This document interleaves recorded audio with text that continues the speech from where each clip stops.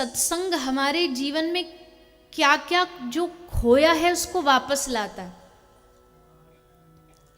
क्या क्या हमने खोया है, क्या क्या हमने लॉस। एक तो लॉस है जो हम संसार में देखते हैं, धंधे में लॉस हो गया, फैक्ट्री में लॉस हो गया, लेकिन एक लॉस है जो पैसे से कई गुना बढ़कर है। वो क्या चीज खोई है जिसको सत्संग वापस लेकर के आता है।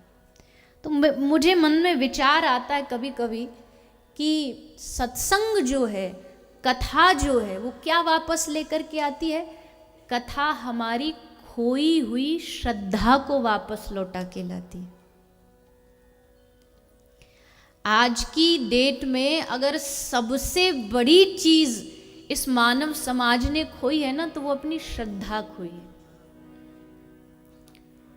जहां श्रद्धा खोई, जहां उसका विश्वास हटा, जहां उसका विश्वास खोया, तो फिर बिल्डिंग को गिरने में समय नहीं लगेगा। आज के इस मानव समाज ने श्रद्धा खोई है। और मुझे लगता है जीवन में अगर सबसे पहली प्रायोरिटी पर कोई चीज होनी चाहिए ना, सबसे जरूरी, तो वो होनी चाहिए श्रद्धा। एक में श्रद्धा हो, किसी में भी हो, पर हो।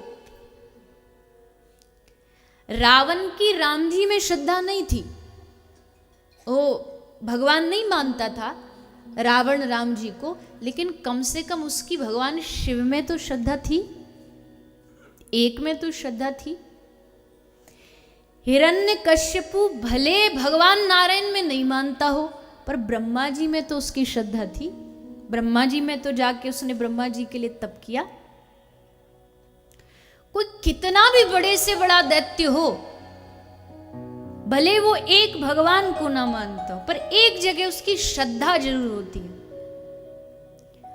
लेकिन हम मानवों ने कलयुग में श्रद्धा खोई है। यहां तक कह रहे किसी में भी श्रद्धा हो, भगवान में, गुरु में श्रद्धा हो जाए तो भी बेड़ा पार है, किसी संत में श्रद्धा हो जाए तो भी बेड़ा पार है, पर श्रद्धा होनी चाहिए। और आप जितने भी श्रोता बैठे हो, आप जानते हो आप किसका प्रतीक हो। श्रोता को क्या माना जाता है? श्रद्धा विश्वास रूपिणो। वक्ता के रूप में है भगवान शंकर और श्रोता के रूप में है माता पार्वती। शंकर कौन है? विश्वास। और पार्वती कौन है? श्रद्धा। मतलब वक्ता जब बोले तो पूरे विश्वास के साथ बोले, यहां उसको इतना भरोसा हो कि वो एक एक जो शब्द बोल रहा है, एक एक जो वाक्य वो बोल रहा है, वो मन मर्जी का नहीं बोल रहा। अगर कोई मुझसे कल को, इसलिए मैं जब भी कोई ऐसी कथा कहती हूँ जो मैंने कहीं पढ़ी नहीं, तो मैं पहले ही बोल देती हूँ कि इसका प्रमाण मत मांगना, क्योंकि मैंने कहीं पढ़ी नहीं, सुनी है किसी से। जैसे मैंने आरंभ में एक बात बताई कुंभकर्ण वाली, तो वो कोई शास्त्रीय नहीं है, किसी ने ऐसी विनोद में बना दिया तो बोल दिया। पर वक्ता को विश्वास हो कि हाँ मैं जो बोल रहा हूँ, कल को इतने लोगों में से भी एक उठ के आके मुझसे पूछे ये जो आपने बोला कहाँ से बोला, तो मुझे पता होना चाहिए। इस विश्वास के साथ बोले और श्रोता में श्रद्धा सुने। वक्ता में विश्वास बोले, श्रोता में श्रद्धा सुने। और जब पार्वती और शंकर मिलते हैं तो क्या प्रकट होता है? गजानन। और गजानन कौन है? ज्ञान का प्रतीक है। जब विश्वास और श्रद्धा वक्ता और श्रोता में मिलती है तब ज्ञान प्रकट होता है, तब भक्ति प्रकट होती है, तब वैराग्य प्रकट होता है। और ये कथा इसीलिए है, ये कथा और कुछ नहीं, ये मंथन है। जैसे मंथन होता है ना, मंथन करते करते कुछ निकला, अब ये रत्न निकला, अब ये, यहां भी रत्न निकलते। रत्न मतलब तत्व की बातें निकलती है। कोई एक रत्न भी किसी ने पकड़ लिया, मतलब कोई एक बात भी किसी ने पकड़ ली, तो उसका तो मंथन सफल हो गया। इसलिए यहां जितने भी बैठे हो, आज पहला दिन है, 7 दिन आओगे, कथा सुनोगे, तो यहां इसी भरोसे से बैठना कि हमें यहां से कुछ चुन करके लेके जाना है, कुछ चुनाव करना है। और ये भागवत जी की बगिया है, इस बगीचे में सब मिलेगा आपको। यहाँ हंसी भी मिलेगी, यहाँ रोना भी मिलेगा, यहाँ नाचना भी मिलेगा, तो यहाँ एकदम डूब जाना भी मिलेगा, जब भूल जाओ आसपास क्या है। यहाँ आत्मरंजन भी मिलेगा। देखो दो शब्द है, एक है मनोरंजन, मन का रंजन, मन को खुश देने के लिए हम कुछ कुछ कुछ कुछ करते हैं, उसको मनोरंजन कहते हैं। पर मनोरंजन से कई गुना ऊपर बढ़कर है आत्मरंजन, आत्मा का सुख। वो भगवान की कथा देती है, वो मनोरंजन नहीं दे सकता। आप कहोगे नहीं हमको तो बड़ा अच्छा लगता है, हम जब पार्टी में जाते हैं, हम जब शादी ब्याह में जाते हैं तो बड़ा हमको आत्मा को सुख मिल। वो तुम्हारी आत्मा को सुख नहीं मिल रहा, वो मन को सुख मिल रहा है।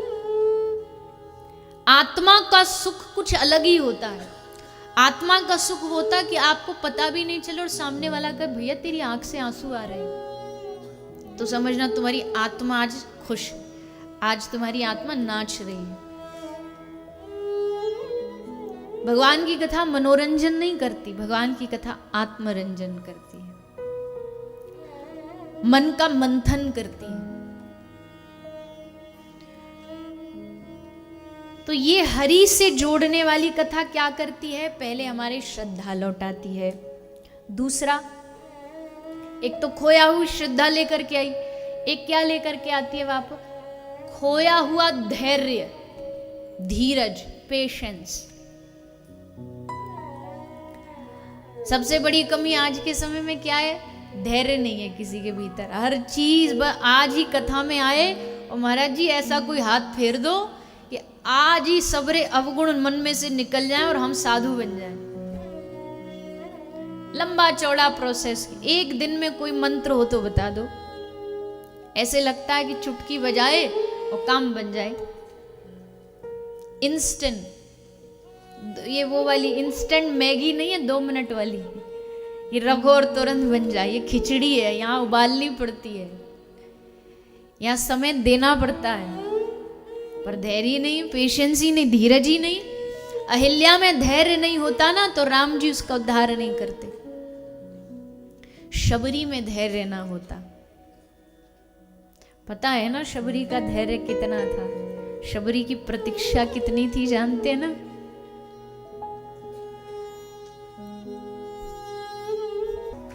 पर कब जाके खुले भाग, जानते हो ना? बचपन से लेकर के शबरी 55 की हो गई। बाल एकदम काले थे जब गुरुदेव ने कहा था कि बेटी तेरे घर, तेरी कुटिया में राम जी एक दिन जरूर आएंगे। बुहारते बुहारते, रास्ता देखते देखते बूढ़ी हो गई, नजरें झुक गई, बाल श्वेत सफेद हो गए, राम जी नहीं आए। पर एक बात और है, शबरी ने क्या नहीं छोड़ा? इंतजार नहीं छोड़ा, प्रतीक्षा नहीं छोड़ी, अपना धैर्य नहीं छोड़ा, इंतजार करती रही। और कैसे इंतजार किया?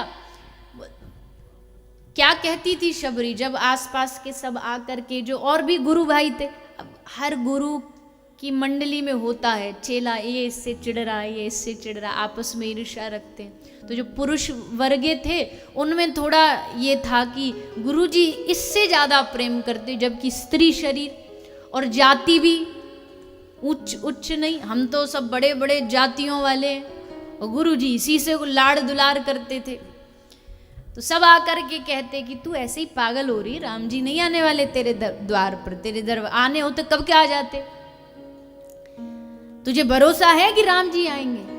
तो शबरी ने रोते हुए कहा कि मुझे राम जी पर भरोसा नहीं है कि आएंगे नहीं आएंगे, उनका मुझे नहीं पता, पर मुझे मेरे गुरु के वाक्य पर भरोसा है। अगर गुरु ने कहा है आएंगे तो मैं अपने गुरु के वाक्य का भरोसा नहीं छोड़ूंगी।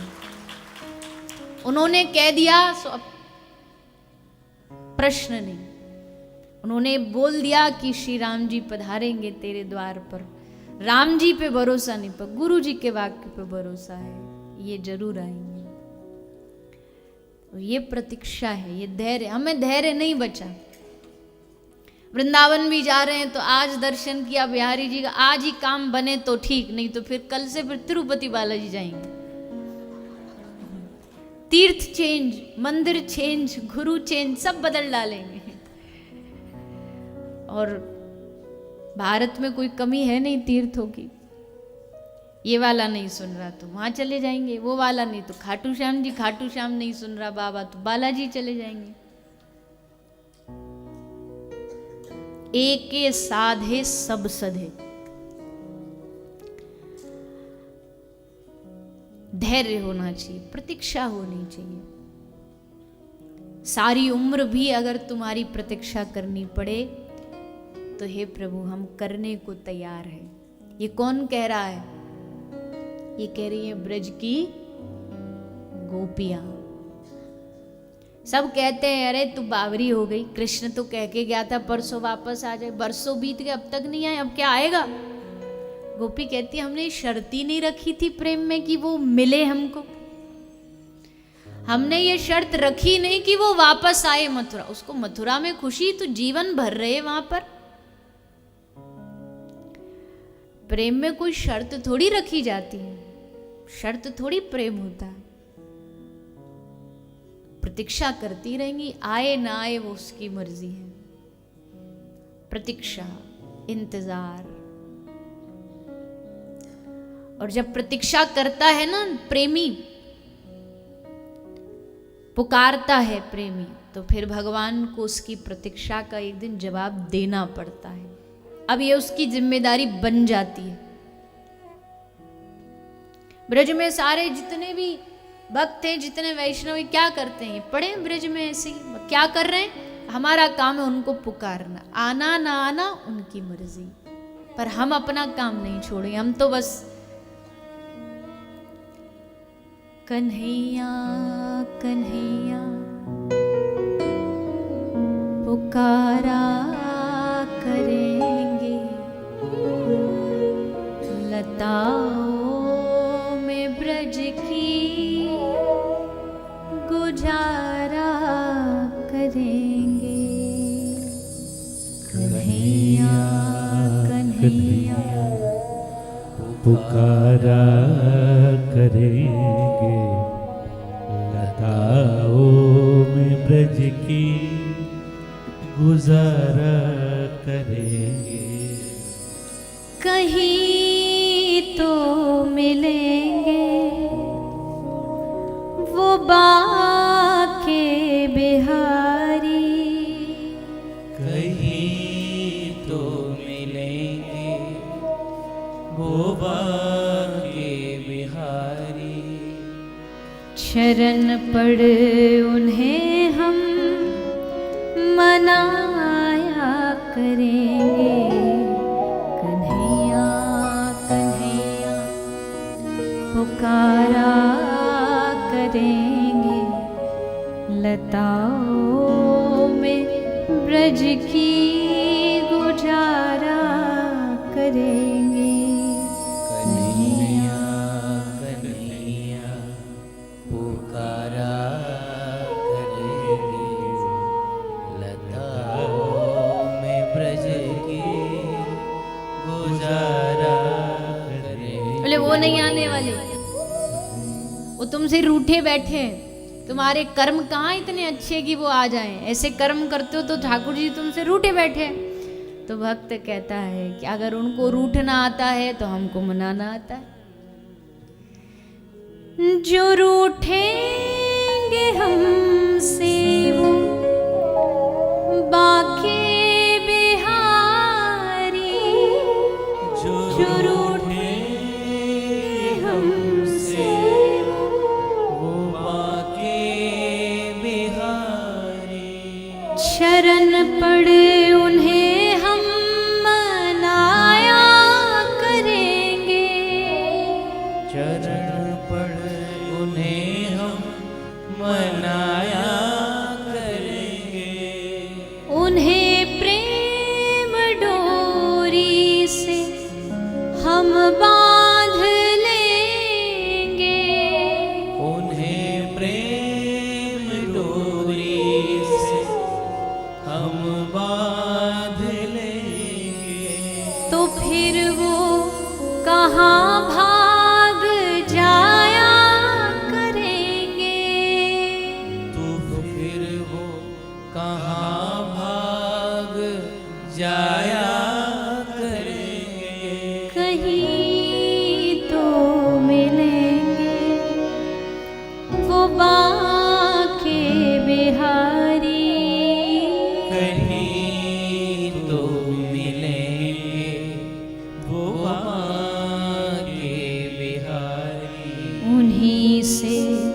सदा नो लगाया करेंगे कन्हैया कन्हैया पुकारा करेंगे लताओं में ब्रज की गुजारा करेंगे कन्हैया कन्हैया पुकारा करेंगे लताओं में ब्रज की गुजारा करेंगे। कहीं तो मिलेंगे, उन्हें बांध लेंगे प्रेम डोरी से, तो फिर वो कहाँ भाग जाया करेंगे। कहाँ भगोगे, कहाँ जाओगे।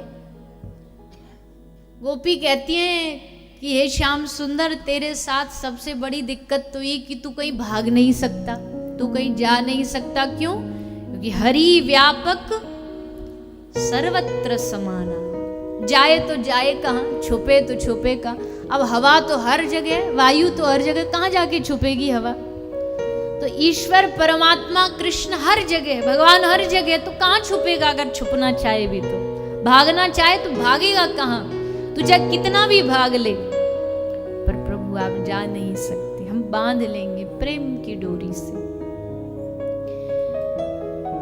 तो ये क्या है? प्रतीक्षा है, इंतजार है कि पुकारा करेंगे। जब तक नहीं आना मत आओ, तुम्हारी मर्जी, पर हम पुकारना बंद नहीं करेंगे, हम याद करना बंद नहीं करेंगे।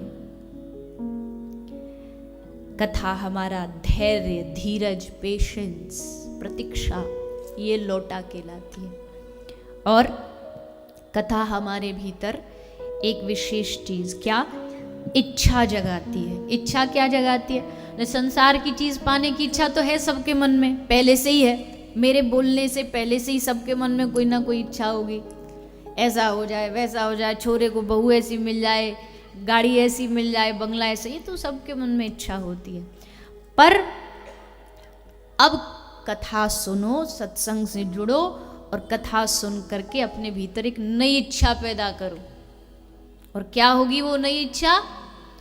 कृष्ण दर्शन लालसा, भगवान की प्राप्ति की लालसा, भगवान को पाने का लोभ मन में जागे।